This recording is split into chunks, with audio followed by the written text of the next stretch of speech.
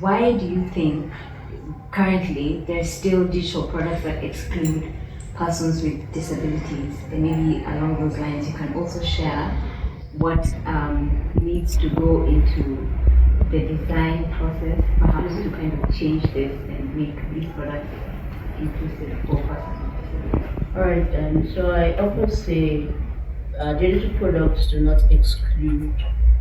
They do not exclude intentionally. They exclude because inclusion and accessibility were not considered at the very beginning. Yeah. You know, many organizations today are still taking the conversation of inclusion and accessibility as something that needs to be fixed later. So you see them, they create a system, a policy, a program, and then they leave the conversation of and the topic of disability, inclusion, accessibility. They leave it at the door totally.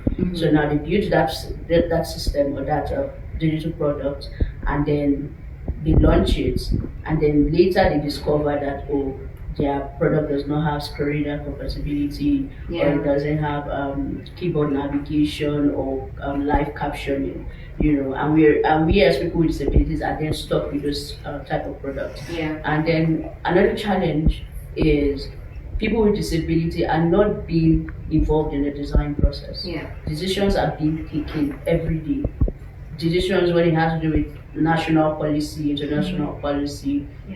All of those decisions are being taken, but you and I are not in those roles where decisions are being taken. And the funny thing is, we are going to be affected by those decisions. Yes, because we use the product. Exactly. We exist in a society that is targeted for the same. Exactly. So if we're going to use that product, our opinions were not even considered in the first place. So the solution to this now is very simple, but it's very powerful too.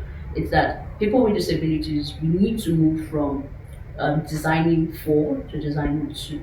You know, people with disabilities are being treated as beneficiaries, they are being treated as consumers, people who you create things for. But then you don't ask for our opinions before you even create the things. You just create it and be like, oh yeah, I've done corporate social responsibility, I'm doing these people a favor. But no, it doesn't work like that. You need to involve the people you're creating for in the room. So if you are a founder and you're building a resource, you're building something, you need to ensure that a person with disability is in the testing. You need to ensure that a person with disability is in the room. And yes, like I said, there are different stages to when you're building a product. So don't bring in a person with disability when you just want to test. Bring them even at the ideation stage, as you are ideating, as you're designing, as you are testing, as you're implementing, down to when you're launching the product. Bring them in so that they are there in the room as a core foundation. You understand? They are there in the room and they're giving their opinions and they're able to give you their ideas.